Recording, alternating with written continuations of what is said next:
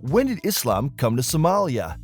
Today we take a look at when Islam came to Somalia through the northwest city of Zeila, which was during the lifetime of the Prophet Muhammad. This was attested to by the Masjid al-Qiblatayn. As such, Islam has been part of Somalia life since the 7th century. The adherence to Islam sets Somalis apart from their neighbors, with approximately 90% of them being Sunnis, with the remaining 10% of Muslims being a mix of Shia Muslims and other small communities of Sufis and other Islamic traditions. Although the Pew Research Center hasn't surveyed Somalia, it has covered Djibouti, with a Somali majority, which gives a sense of the religious composition of the region.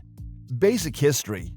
Islam went to the northern Somali coast just a few decades after the Hijra from the Arabian Peninsula. Somalia's oldest mosque, Masjid al-Qiblatayn, dates back to the 7th century and is situated in Zeila, indicating an early adoption of Islam by Somalis. In the late 19th century, Al-Yaqubi wrote about the existence of Muslims along the northern Somali coast, which makes it clear that it had already formed into a well-established Islamic community.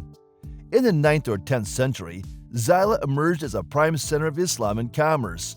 The Adal Sultanate was headed by Somali rulers and was one of the mighty states in the region. Its capital is thought to have been at Harar in Ethiopia. It was a multi-ethnic state with several ethnically different groups. Meanwhile, the Sultanate of Mogadishu was a distinct state that existed in the southern Benadir region. The history of Adal was characterized by constant warfare against Abyssinia as a result of a deep-seated rivalry.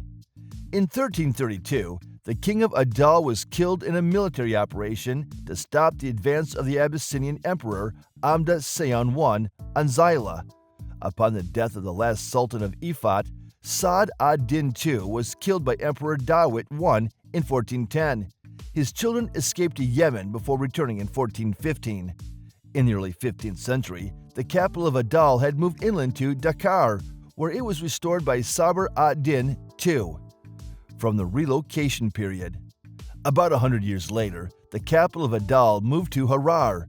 From this base, Adal launched an army under Imam Ahmed ibn Ibrahim al-Ghazi, better known as Amat Guri or Gran, who invaded Abyssinia in the 16th century campaign known as the Conquest of Abyssinia, Futu al-Habash. This struggle is notable for being the first in which cannons and firearms were used, supplied by the Ottoman Empire. Its superiority was clearly shown over traditional weapons. Many sultanates and republics, including the prosperous ones in foreign trade with countries like Arabia, India, Persia, Egypt, Portugal, and China, existed during the period of Ajuran.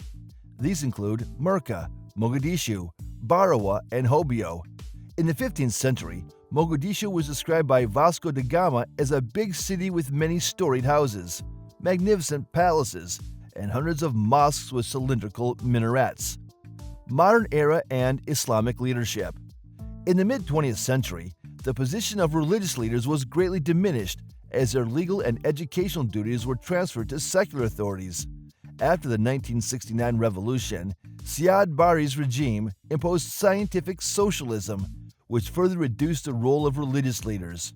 They, however, continued to exert some influence. Barre proclaimed that his brand of socialism was consistent with the principles of the Quran, but warned religious leaders to stay out of politics. Let us know in the comments section what you think about the history of Islam in Somalia, as shown in the video you just watched. Please let us know what you think about the people of Somalia in the comments section.